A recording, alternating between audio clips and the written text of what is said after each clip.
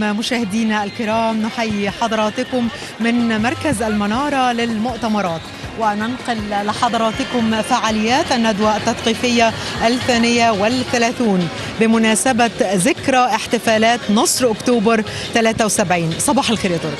صباح الخير يا أدا. مشاهدينا الكرام، أسعد الله صباحكم بكل الخير. أسعد الله احتفالات. This is the 32nd intellectual session or seminar as we are in October. October, the month of victories. October, where we celebrate the 47th anniversary of the 6th of October War.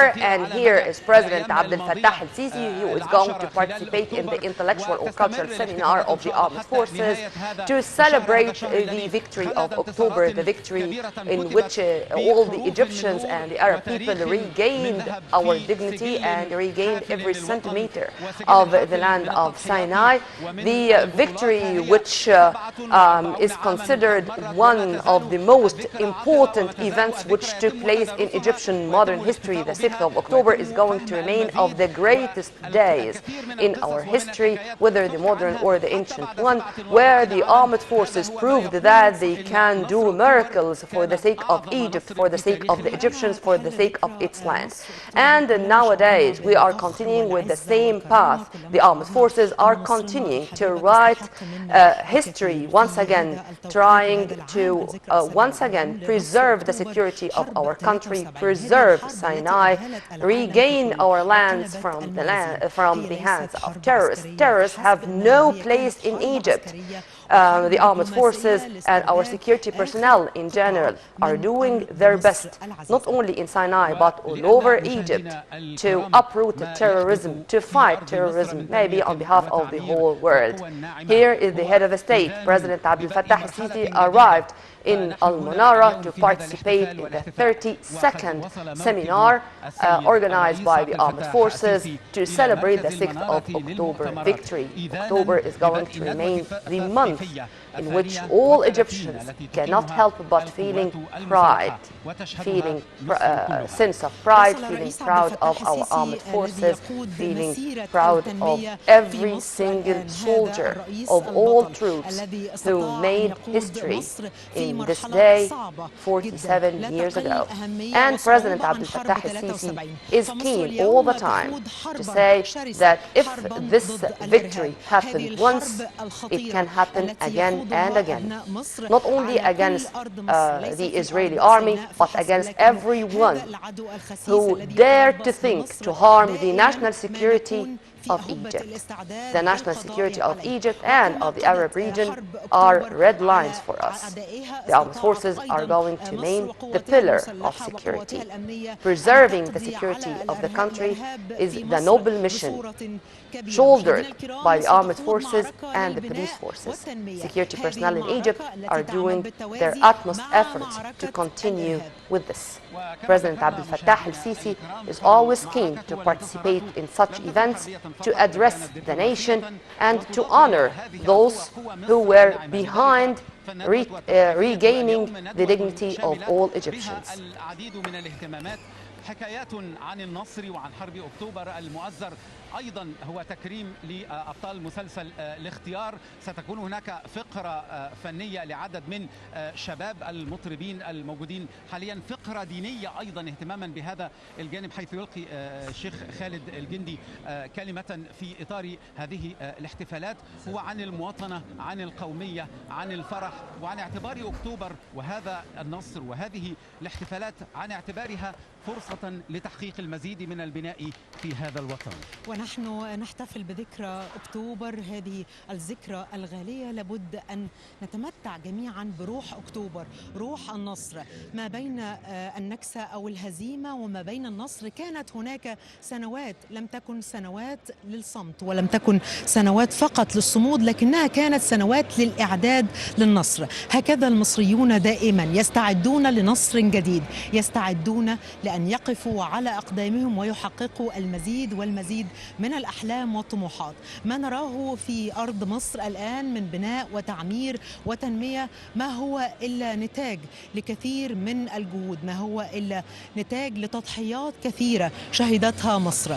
شهداء مصر لا يمكن أبدا أن ننساهم في هذا اليوم الذي يذكرنا دائما بأنهم هم الذين سالت دماؤهم على أرض مصر الطاهرة، هذه الدماء التي روت السنوات الماضية بالمزيد والمزيد من التنمية والرخاء والصمود.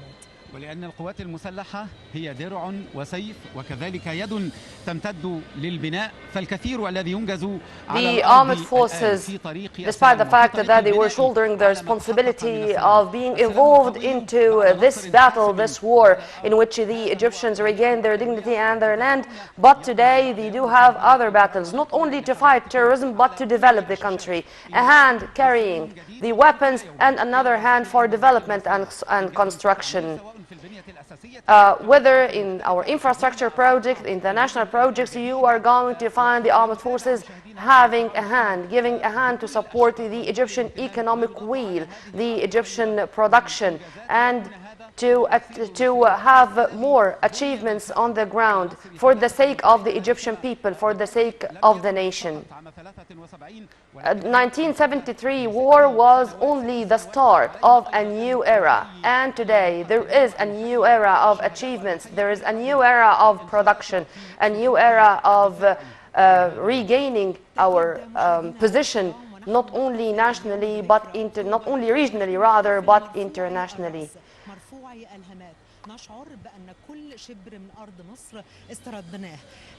Every single centimeter of the Egyptian land is regained once again, and it's time to develop it, to work for the sake of the Egyptian citizen, for the sake of raising the standard of living of the Egyptian citizen. And as President Abdel Fattah Sisi is always keen to say, we work for the Egyptians to live the life they do deserve. Every Egyptian deserves to live a happy life and to live in a high standard life. In every meeting with the executives, President Sisi gives his instructions to do more and more for the sake of the Egyptians and to build the access, to build the roads, to build all the national projects according to the highest international standards, because we deserve that. The Egyptians deserve to live happily and to serve in a high standard, in a quality, in a high quality life. Hundreds of national projects are taking place on the ground even as we speak. Such a number of smart cities, not only the new administrative capital, which is going to be a symbol of high level quality and unique standard, but there are other cities across Egypt which are being built or under construction now. The new Alamein city, new El Ismailia city, new El Mansoura city, new Asyut city, and the development process is going on all over the country, in the Delta, in the Suez Canal provinces, and in Upper Egypt. Here we are going also to remember those behind this victory, the commanders of the armed forces who did their best to achieve a victory in this war. Above all, late President Anwar el-Sadat, the man of war and peace, the man who did it with his men, with his commanders, and amazed the whole world with the surprising attack, with the 2 p.m. attack on the western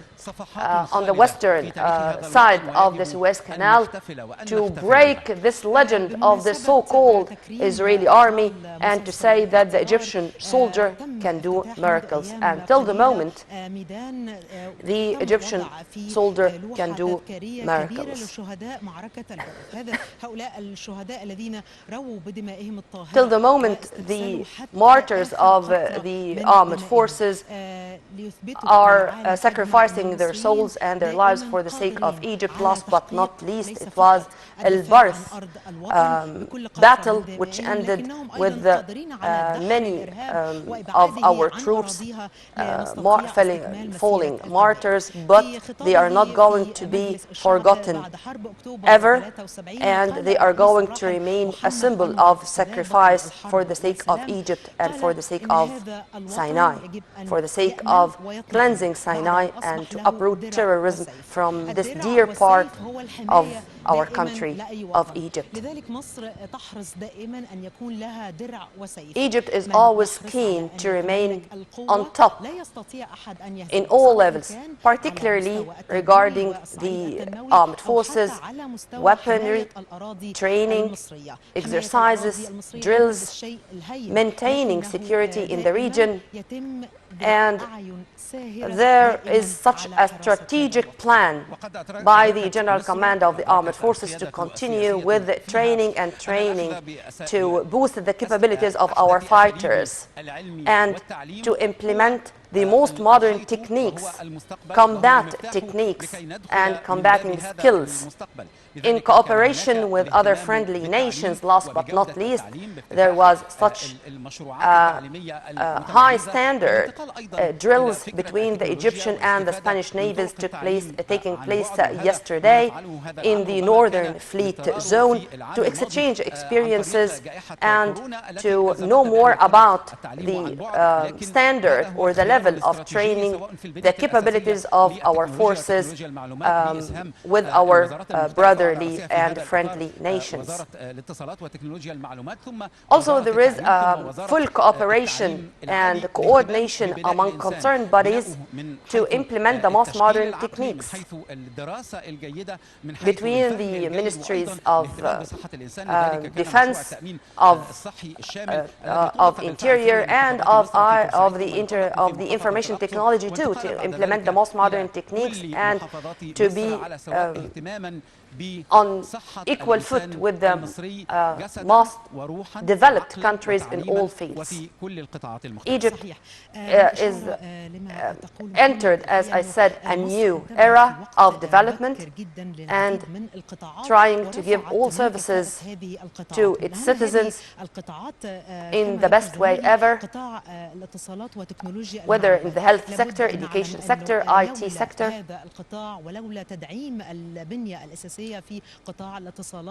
The state has a strategic plan to promote and to boost development in all sectors.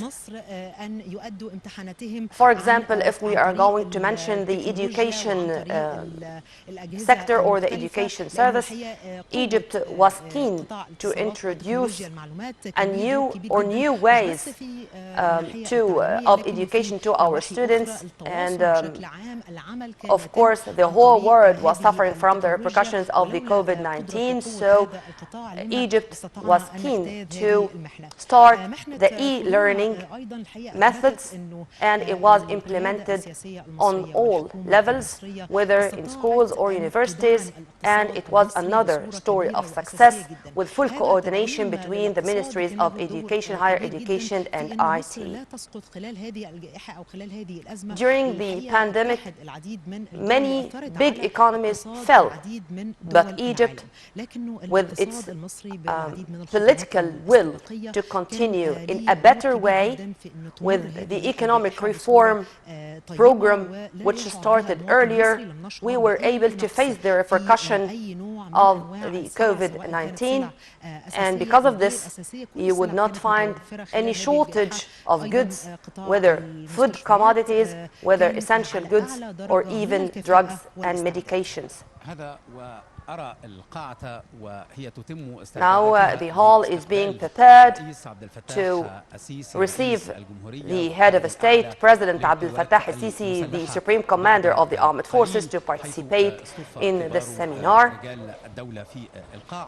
مصر ستتحدث في هذه الندوة التثقيفية عن نفسها عن 150 عاما من الإنجازات، استعراض تاريخي لأن مصر عينها على الماضي يدها في الحاضر وعقلها في المستقبل، تحقيقا لهذا المستقبل الباهر والمبهر لأبناء هذا الوطن. وأرى والقاعة استعدت والرئيس عبد الفتاح السيسي على وشك أن يدخل إذن إلى الندوة التثقيفية 32.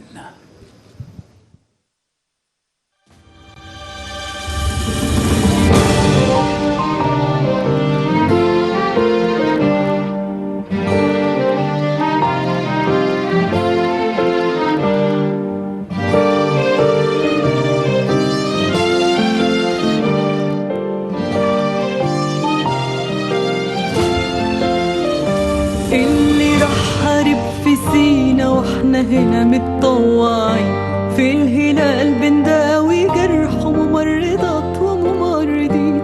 اللي راح حارب في سينا واحنا هنا متطوعين، في الهلال بنداوي جرح وممرضات وممرضين. واللي جيت برا بدمه مصر كانت كل همه، انتصارنا ما كانش صدفة، كنا كلنا مخلصين.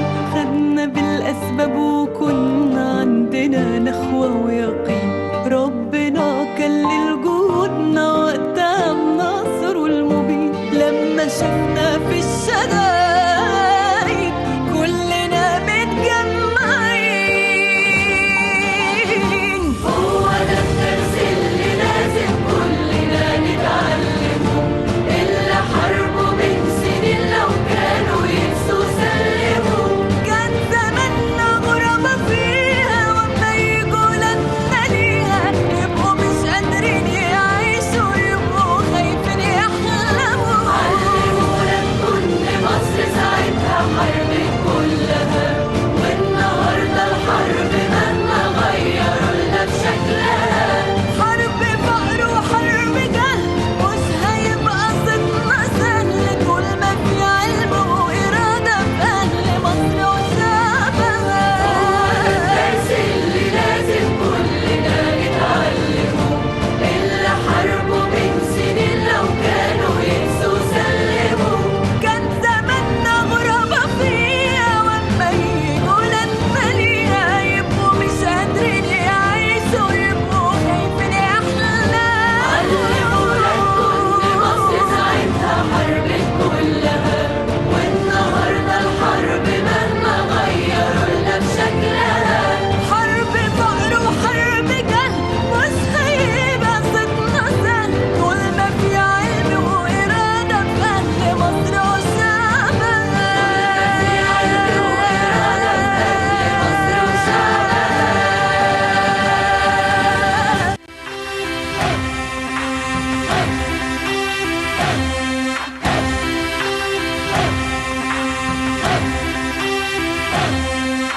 يحكى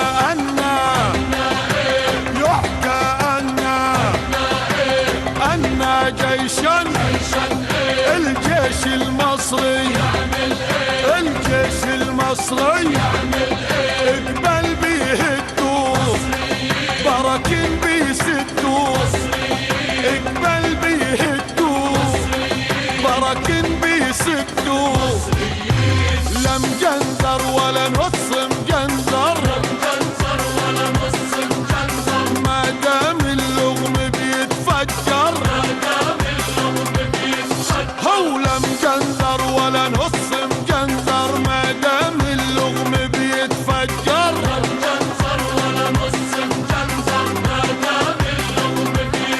وهم المصريين عزة وفخر ودين، هم المصريين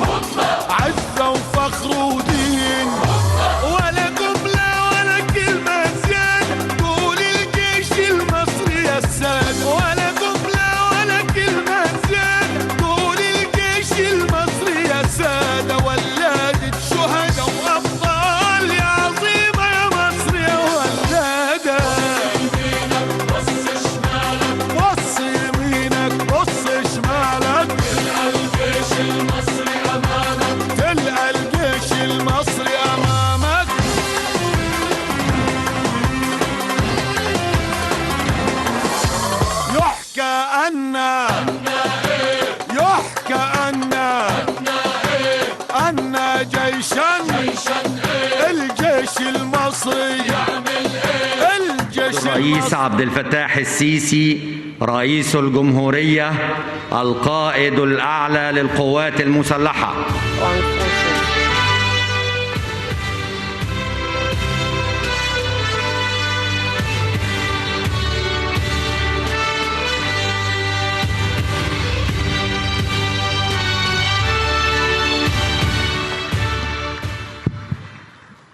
السلام عليكم. كل عام وانتم طيبين. Peace be upon you. Many happy returns. اسمحوا لي قبل ما نبدأ Let me, before we start, نرحب بالسادة القادة. welcome the commanders of October, Major General Safei, Major General Mustafa, Marshal Zahir. Welcome. We would like to welcome all the commanders who are here with us today. We're honored and glad to have you. أهلا وسهلا. تفضل. Would you please be seated?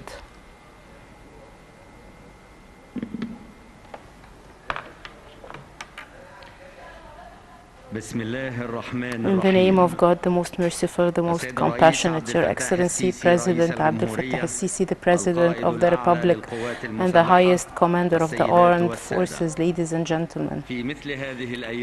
On such days every year, we remember the victory that fills in our hearts, full with memories of pride and honor that is glory for all of us. 47 years ago, and on the 6th of October 1973, Egypt was witnessing a historical, unique event that turned things upside down, changed concepts, and made the world look in respect to all of us. When our champions and heroes moved to destroy the walls of desperation and build bridges of confidence in the ability of Egyptians to restore the stolen territories and lands and make it be back to the country. This is the second 32nd seminar that is organized by the armed forces celebrating the victory of October that made Egypt enjoy again its glory and pride, as well as the same for all the Arab region.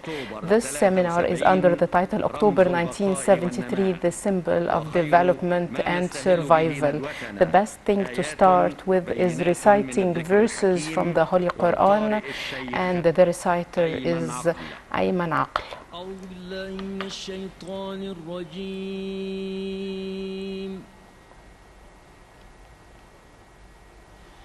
بسم الله الرحمن الرحيم يا أيها الذين آمنوا إن تنصروا الله ينصركم ويثبت أقدامكم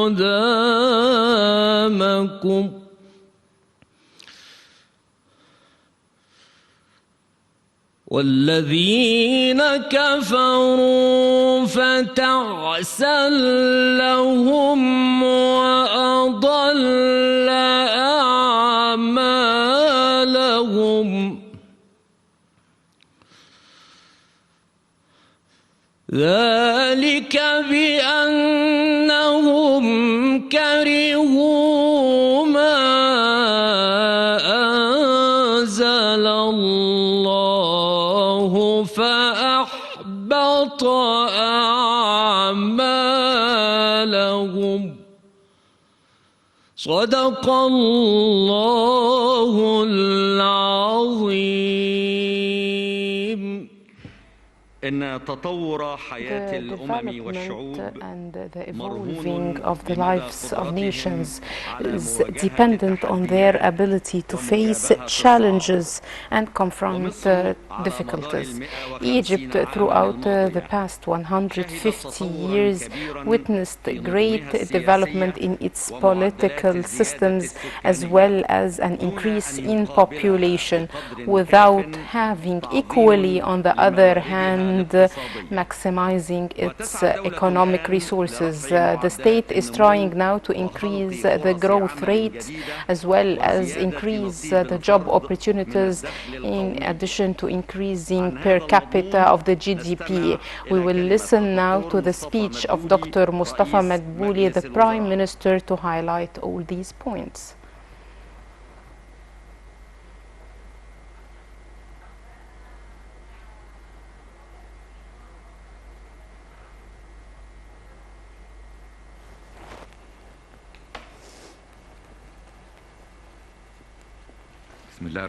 In the name of God, Your Excellency, President Abdel Fattah al-Sisi, the President of the Republic and the highest commander of the armed forces, ladies and gentlemen, distinguished guests, let me at the outset extend my congratulations to the Egyptian people for the 47th victory of October. And this is a turning point in the history of Egypt towards development and progress. On these historical events, we always have an opportunity to meet and review together what was accomplished and remember the most important events for this nation. This is a very important thing to enable us to know where was Egypt and to where it is heading, what is the future vision to this great state. These visions and remembering these events has a main objective, and it is learning more lessons that would help us build the future for this nation. Let me first take a quotation from late writer Muhammad Hassanin Hekel, that the big nations survive to remember, and it is better to remember to survive. And the history of every nation is a straight line. It might face peaks and declines, but it never stops.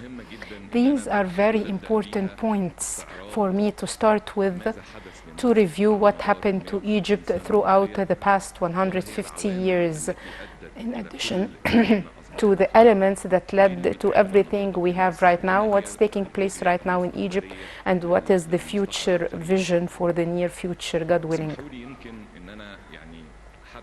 Let me start with the year 1900, 120 years ago in particular, to see how was Egypt and where is Egypt right now and what is our vision for the future.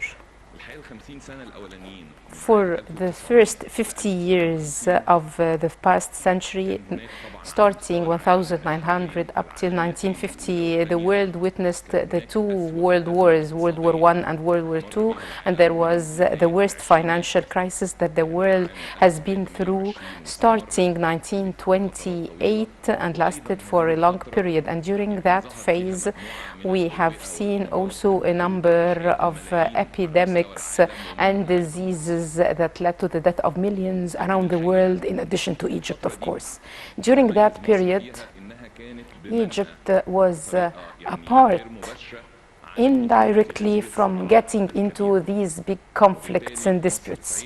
So Egypt, of course, was influenced by World War I and II, but it was not directly involved in these wars, despite the world economic crisis. The Egyptian economy during that period was capable of resilience, and this was the result of a lot of work and efforts exerted back then. This is what I want to emphasize. When we are looking how Egypt looked back then, we will find that this did not happen in a day and a night. It was not just in 1920 that we found Egypt a strong country. But this was by building upon the past 40 or 50 years and what happened during that period. And we can remember the efforts exerted by the rulers at the time, starting with Muhammad Ali in 1805 and Khedive Ismail, who has taken a lot of reforms in addition to the development renaissance that happened in Egypt starting 1080 up till 1080-70 with the inauguration of Suez Canal. And this was the period that Egypt has kept building on till 1920, when it was a strong country. I would like to look here at very important figures for all of us. In the year 1900, the population of Egypt was 9 million. Through 50 years, the population has increased to reach 19 million. So over 50 years, the population increased by 10 million only, from 9 million up till 19 million. The growth rate up till that period was ranging between 2 to 3%. Yet, with the overpopulation, this percentage was enough to secure the stability of the state and to achieve more development. And this was why we had also surplus in the balance. And this was reflected on the strength of the Egyptian currency. At that time, the Egyptian pound was equal to 1 gold pound. And maybe a lot of people know that we used to pay the 1 gold pound plus 5 cents to be equal to 1 Egyptian pound. And at that time, the dollar was only 20 piasters, while it is now 16 Egyptian pounds. We can realize the difference, but once more I would like to emphasize that this was the conditions back then over these 50 years. And we looked at some stories and we found that Egypt has the biggest currency coverage between the year 1926 up till 1953, and the 1 gold an ounce was equal to 4 Egyptian pounds. The Egyptian economy at that time was mainly based on agriculture. Egypt was known as an agricultural country, but it had also national industry that started with Talat Harb. Here I would like to stop at a certain point. We had strategic crop, the cotton, and Egypt used to plant 1,600,000 fiddans, and its production was 6.5 million tons, and it had the biggest cotton exchange all over the world. And Cairo and Alexandria, capital markets, were ranked 4th at the level of the world. Cities, Cairo and Alexandria, were considered the most beautiful cities in the world, and Egypt won the prize of the best city in the world in the year 1925.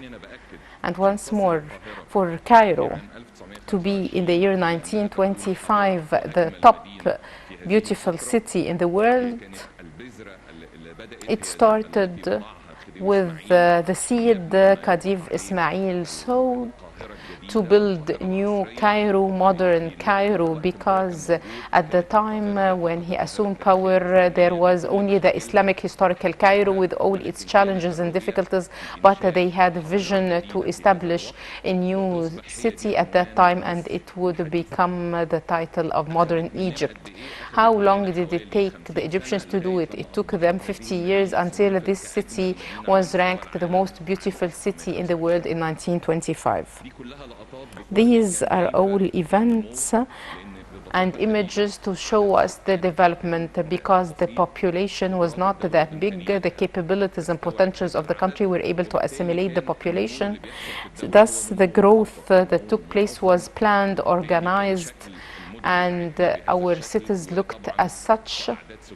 And for the population, it was clear that there is no challenge with the population. Egypt had the second oldest railways worldwide, and it had also the tram as well as collective means of transportation, and had the first solar station in the world, and it started establishing electricity generating stations.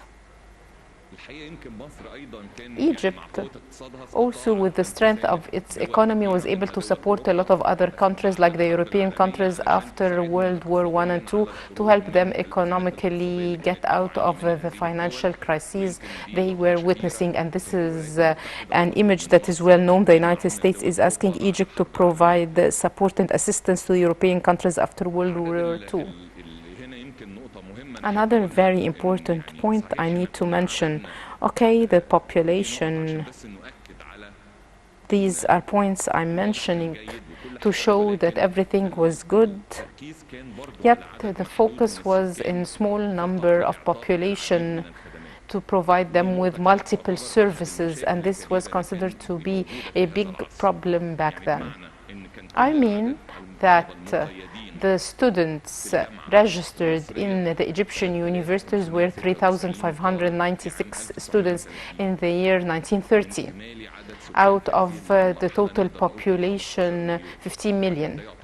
So this was considered to be a small number of university students. The same applies to schools. We had only 1,036 schools in the year 1930 when we were talking about 9 million Egyptians. There was a need, of course, for more number of schools, but the vision during that phase was focusing on a specific segment of the society, providing it with all services, but these services won't reach out to all the Egyptians. And this is how our schools and universities looked like. No density in the schools, and this is in Zagazig school. We are not talking about a school in Cairo, the capital, or Alexandria, and this is how the Egyptian girls in schools looked like back then. And we needed to look at the year 1965, and here are the school meals. You can see on the left side a photo with the students having their meals. The physicians at that time in the year 1925 or in 19,000, Egypt has 136 physicians, 30 pharmacists, and we can say that in comparison to the population back then it was not enough, but we had very distinguished education, so we had very unique and distinguished physicians and pharmacists, and it was the education system that enabled us to find the great scientists well known in Egypt and all over the world in different sciences at that time. As I told you, this phase was not only a golden age, because at that time, despite the economy was very good and the population was not that big, but in the meantime there was unemployment rates that exceed 85%, and this was the problem also, that we found that the income was in the hands of a very small segment of the society, and the rest were suffering. And also the health system was not that good. This is a very important point. We need to reconsider the life age of the Egyptians, despite the small number of population and despite the strong economy, was low. It was 50 years only, and during that period, the 50 years for the developing countries was considered to be a high rate, because it was 30s for the other countries, but in Egypt back then it was 50 years, and we can consider Egypt back then to be closer to developed countries rather than the developing ones. But as I told you, with the challenge and the difficult conditions in this phase, the poverty rate in the rural areas exceeded 75%, and half people in the rural areas owned 40% of the lands. And once more, the problem was in the gaps existing in the Egyptian economy at that time. That was a big challenge in distributing the wealth and the development. when we come to evaluate the period between 1950 up till today, we'll find that conditions changed and external and internal factors changed, and we found demographic changes, and this is the phase that we'll focus on to see how it changed the population of Egypt. And also the role of the state, especially the social role, has changed, as well as its role in providing different services, and this led to the fact that the state shouldered a lot of burdens that made it over the past 50 years unable to keep pace with the accelerating increase of population. Egypt, starting 1956, a great change.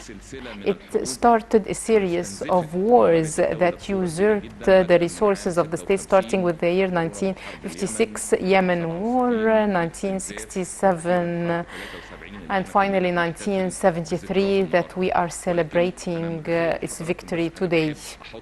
I would just like to remember this phase, 1956 up till 1973, 17 years. A state was in a state of continuous war. And when we were young, we remember that after 1967 war, the state focused mainly on rebuilding the armed forces and the army, and all the economic resources were focused on rebuilding the Egyptian army so that it would be victorious in 1973. This period means that the state took all the investments available at the time from all development projects that could have served the people and the state to rebuild the Egyptian army. I'm emphasizing all these points because these are all factors that led to the status quo we find in Egypt right now. And as I said in the beginning, it's an opportunity for us to know the lessons learned from what happened in the previous period so that we would start developing our vision, see what we are doing right now. These are all images from the different wars, 1965, 1967, the destruction until Egypt won the war in 1973. Of course, there were governing events that kept on happening up till now, 2011 and the period between 2011 and 2013. And you remember the instability in Egypt back then. And another very important point is this chart. As this chart shows the link between the economic growth rate and the Egyptian economy with the political events and the critical events Egypt has been through. As you can see, starting Yemen War 1967, how the economic growth reduced to less than 1%, and then we started to improve things back, but afterwards came 1973 and the economy declined, and then it started to recover once more, and afterwards the assassination of late President Sadat in 1981, and then the terrorist attacks that Egypt has suffered from for long periods. And we are still facing this challenge in some areas, but we all remember Luxor massacre in the 90s and how this event led to the decline of the growth rate, and 2011 and how Egypt was influenced by it, and then the 25th of January revolution, and we started to restore our position and to move on the right direction, and we achieved good economic rates considered to be high. That was 6.5% until COVID-19 crisis that had a negative influence on the whole world. And despite this, Egypt is one of very few countries all over the world that has a positive growth rate, 3.6% at the time when the economies of most countries of the world are negatively growing. When we evaluate this period starting 1950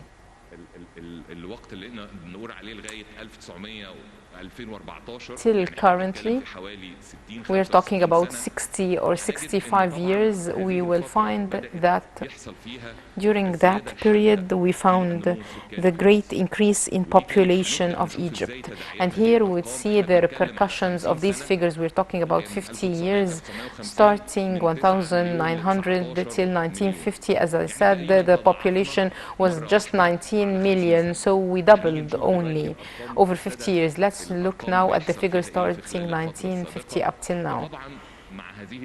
And with this overpopulation, and the state was incapable of following up this and developing the different service sectors with the same rates. Thus, we had socio-economic difficulties and inability to plan for the future. The state is always trying to overcome the gap and the deficit existing, and instead of being proactive, it has to be reactive to solve the problems without having a vision for the future. Of course, terrorism and wars had a negative impact on how this state looked like, be it the different wars I've mentioned or the terrorist attacks like Luxor, the Russian plane. All the resources also were focusing on rebuilding the army, and this led to reduction of the economic growth rate and made Egypt borrow. After the 70s, Egypt started to borrow to overcome the budget deficit. Instead of having a surplus, for the first time the Egyptian budget had a deficit, so we had to borrow. At the political level, there were different elements, like for example the political instability between 2011 and 2014, which led to the fleeing of a lot of foreign direct investment. And during these 3 years, the Egyptian currency reserve that was 36 billion before 2011 reduced to 13 billion in the year 2016, and this made the state of Egypt adopt an economic reform program, and I think that this program is a turning point for us, and the government will always be remembered for taking this courageous decision, as this decision enabled us to recover and to overcome a lot of difficulties, but we still have a long way to go. Here, I need to stop at these figures, as these are the figures that we need to consider. As I told you, in 1900 the population was 9 million, 1950 the population was 19 million. We increased by 10 million only over 50 years. Till the year 2000, the population of Egypt was 65 million, so from 19 million to 65 million. The most dangerous thing is starting 2000 up till 2020, in only 20 years, the population increased by 35 million. These figures are alarming. We need to stop at them and realize the volume of challenges the state is facing. I would like to say this because there are always calls. Why are we considering overpopulation as a problem? There are a lot of countries that consider it to be something positive, of course, and we always consider all our citizens as a positive addition.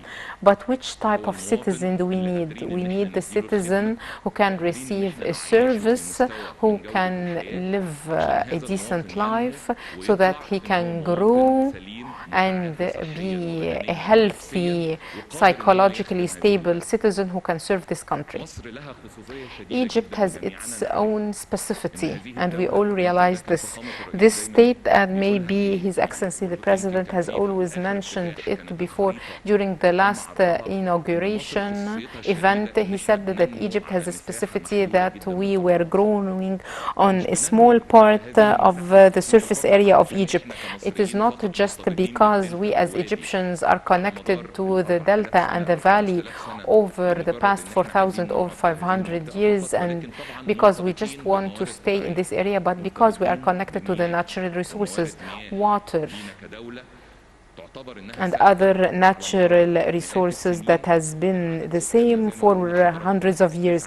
As I mentioned, the population was 9 million with the same water resources, and the same water resources exist now for the 100 million citizens. So this is an important point that we need to take into consideration and start to ask ourselves to where are we heading, how would Egypt look like over the coming 20 or 30 years if this volume would double further, and we have the same fixed natural resources and water resources in particular.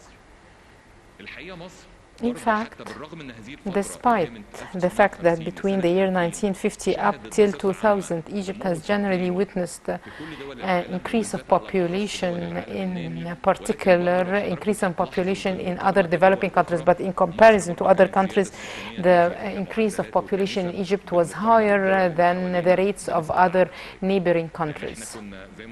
As I told you, in 1970 we were 33 million citizens. Now, over 30 years, we became 100 million. Let's compare the other countries. We'll find that South Korea had the same number of population in 1950, but the number of population of South Korea now is 51 million. Thailand had a bigger population in 1970, 37 million. Now it is 70 million only. I'm mentioning these figures. We are not going to talk about developed countries like Germany, Spain, and others that have not witnessed that big overpopulation. But here I would like to say that the economic growth that took place in Egypt was higher than the figures of other countries in the world. And this is a very important slide, that the number of infants born in 1970 was equal to those in Italy. In 1975, we were equal to both France and Italy. Up till the year 2019, the number of babies in Egypt equal to those newly born children in all these countries. You can see the number of newly born babies in Egypt equal to the number of those born in 6 European countries. And we realized the capacity of these countries, so it was normal that we want to have an economy that is sixfold the economy of these 6 countries, but I need to have greater growth rates to deal with this overpopulation in Egypt. According to the figures of the UN, these were the percentages of newly born babies for each mother in Egypt, and comparing it to the other neighboring countries, be it some developed countries or other developing countries. And we find also that Egypt exceeded the figures of these countries. And this is what CapMass emphasized, that the number of marriage contracts have increased 2.5 folds over the past 25 rates, and in the past we used to have a newly born child every 20 seconds, and now we're talking about 13.5 seconds. I wanted to emphasize these points, that in the year 1950 the population was 19 million, and the populated area in Egypt was 2.3 to 4%. In the year 2020, the number of population doubled by 400%. It means that we have increased 5 folds. So it was expected that the area to be populated to keep up at the same level we had in 1950 and the same level of density back then the area should be increased 5-fold. So we should have been living now on 13% of the surface area of Egypt, so that the Egyptians would enjoy the same conditions they enjoyed in 1950. I'm not talking about any progress, but I'm talking about living as they used to live in 1950. But despite all the efforts done now in all development projects, we were able only to increase our surface area area by twofold, so we are living now on only 7% of the surface area of Egypt. Of course, a lot of efforts were exerted by the country now in an unprecedented manner, but we need to take into consideration that we have very important natural and normal determinants like the natural resources and water resources that contribute to horizontal expansion in any country. We wanted to look here what was the result, what used to happen in Egypt over the past 50 years. With the great increase rates in Egypt, we find that urbanization has taken a different form.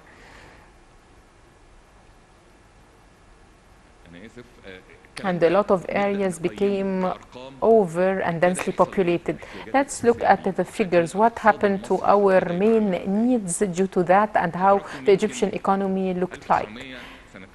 In the year 1900, the Egyptian budget and the revenues was 10 million and the expenses were 10 million. In 1950, 180 million revenues, 200 million expenses. Let's look at the figures and we will find that the figures are highly increasing as a state budget in 2000. And 2000 is just 20 years ago. The Egyptian budget was 97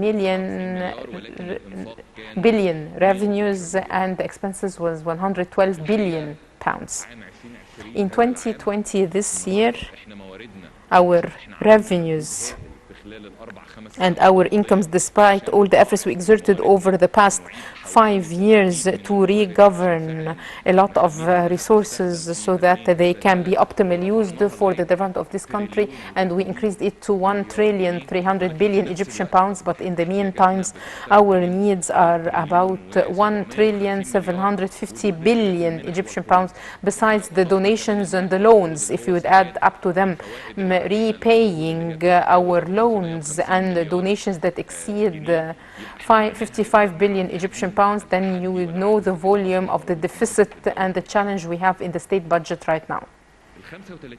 The 35 million population that increased between 2000 and 2020 made us, instead of having the state subsidy 15 billion Egyptian pounds, it became 326 billion Egyptian pounds right now. This big increase that happened over the past 20 years in increase of population led to the state increasing the subsidy so as to cover some of the fundamental needs for the citizens.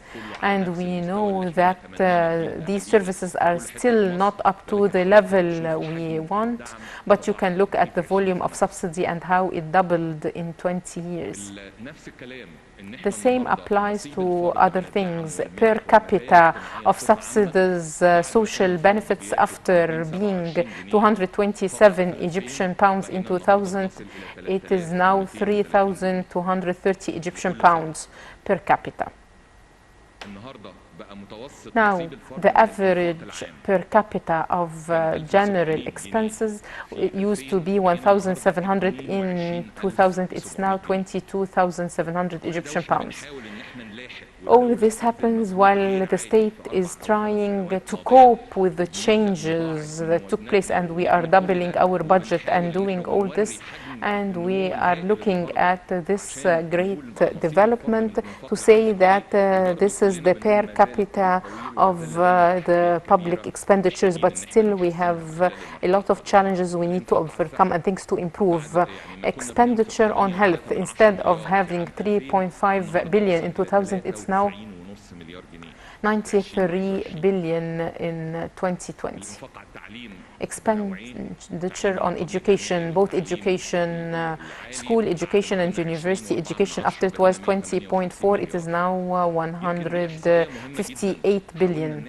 This is a very important study that we try to make to see how much that does the state spend on the citizen up till he is 20 years old, what we call the adolescent. We found right now that out of the total population of Egypt, they are 44.7 million.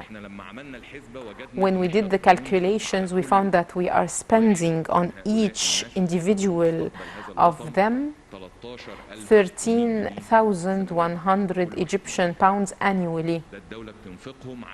This is what the state spends on these services per individual annually, be it health or education, improving quality of life, better services, youth and cultural services. So as a state, we spend 13,000 Egyptian pounds annually per individual since he's born up till he's 20 years old. When we multiply the 44.7 adolescents times the number of years, we find that the state budget this year would spend on this age group 0 till 20 years old is 584.3 billion Egyptian pounds for this age group, and we are all saying that this is not our objective. If we will have more capacities, we could have done more. But here I will ask the question. Instead of having 44.5 million in this age group, what if they were 24 million or 25 million? What would have been the impact of this figure, the 584.3 billion Egyptian pounds on them? This is a question we need to ask ourselves. Despite all the efforts we are exerting, we still find that there is a very big challenge, and we need to move in a steady manner and do more just to make up for this cumulative gap we are suffering from for 40 years. This graph shows you the distribution of expenditure, and this is a very important slide. If we would look here, we'll find that this circle represents the economic growth percentage. And we have done here comparison with all the neighboring countries recently. Egypt in 2018-2019, 6.5% growth rate, higher than all the neighboring countries. Yet, as a result to the fact of overpopulation, so per capita share of GDP equals 3,000 Egyptian pounds only. Despite the other countries have lower growth rates, but because their economy is proportionate to the number of population, so the per capita share is much better. In Germany or South Korea, let's talk about South Korea rather, that used to be a developing country. The per capita is 29,000 Egyptian pounds, equals 10-fold per capita in Egypt. Although South Korea has a growth rate only 2%, and Egypt is trying as much as it can to reach 6.5%. The Egyptian imports, due to this overpopulation and our attempt to cover the main needs of our citizens and our inability to deal with all the challenges, as you can see, the trade balance has been negative for a long period, and we had 9.3 billion US dollars deficit. Now it is 36.6 billion. The physicians, and this is a very important point, our ability to provide services. In the year 1990, we had a physician for every 1,500 citizens. It improved in 2000 to reach 755. In 2020, again, the figure is decreasing. Why? This might be a phenomenon some people would consider positive, that we have 60% of our physicians demanded abroad, and they are considered to be the soft power of Egypt abroad. So now 60% of the graduates of the faculties of medicine travel to live abroad to cover up for the needs there. and the president has given us the directive to consider increasing the number of students in faculties of medicine. That's why modern faculties and universities were established to focus on medicine students, because we need them, be it internally or externally.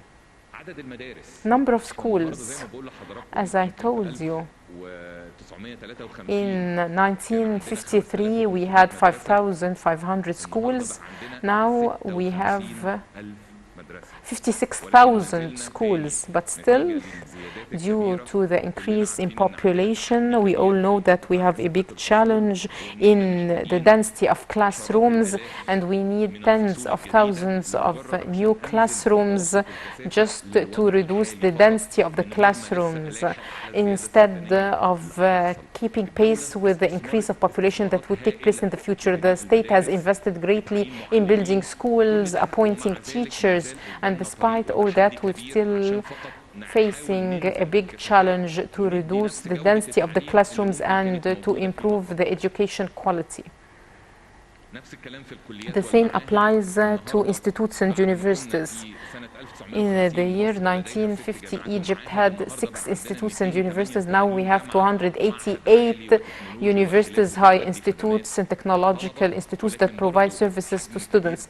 But a large volume of students, we can see the difference between 1950 and 1950. We had 40,000 university students, and this year we have 3.1 million students. Starting 1950 up till 2014 or 2015, the traffic in the street has been facing a problem due to the fact that the state was unable to cope with the increase in traffic and the overpopulation, and was not able to go on with organized planning. So people solved their problems on their own, but in an unplanned manner, and that's why we had this challenge in a lot of areas, and we found also the informal and unsafe settlements. The country over the past 5 years exerted a lot of efforts, and we are presenting this in a neutral manner to compare how Egypt looked like 100 years ago to what we have now. We wanted to look at the expenditure back then and the expenditure right now, and to compare the challenges, to know that with a small number of population and high economic growth rates, they had still problems like high poverty rates, 75% in rural areas, and high unemployment rates, 85%. So now, with what the state is doing right now, starting 2014, and the state's attempt and the unprecedented efforts to correct the path, now we have a high volume of investments, projects, and expenses. The cost of these projects reach 4 trillion Egyptian pounds. And for all these projects that were implemented on the ground, we are putting images. These are not future images, these are current images in the greenhouses. That is one of the biggest projects all over the world. One of the biggest cement factories in the Middle East, the biggest solar energy plant in Aswan.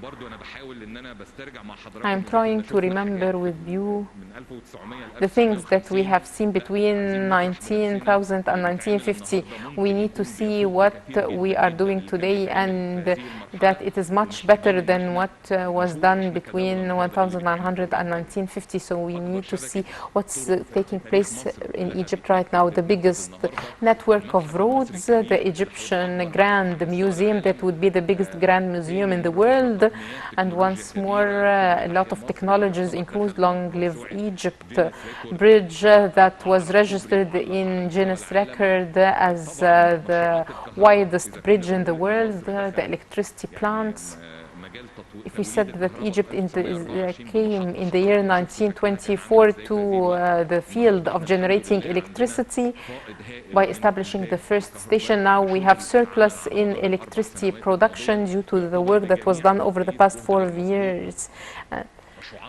the projects of the water plants that we are providing now a coverage of 100%. That is very important. We have one of the biggest wastewater treatment plants in Jabal al-Asfar, and we have very big projects under implementation right now. The new university education system. The state is now establishing a lot of universities and technological institutes and faculties in addition to the national universities we have introduced so that we would have quality education. The same applies to the health system through developing hospitals, establishing new hospitals